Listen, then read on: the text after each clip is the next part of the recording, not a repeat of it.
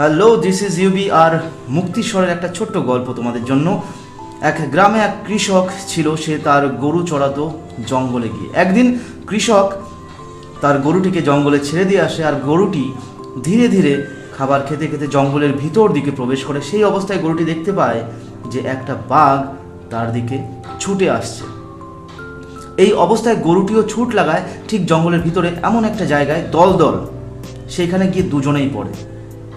ধীরে ধীরে তারা দুজনেই কাদার নিচে চলে যেতে লাগে। সেই অবস্থায় বাঘটি গরুটিকে বলে, বন্ধু, আমরা দুজনেই মৃত্যুর মুখে, দুজনেই মারা যাব। আজ আমি 7 দিন ধরে কিছু খাইনি। যদি তুমি তোমার মুখটা আমার দিকে একটু বাড়িয়ে দাও, তাহলে তোমার মাংস খেয়ে আমার পেট সামান্য ঠান্ডা করতে পারি। তখন গরুটি বলল, না, তুমি ভুল। আমার মালিক আছে।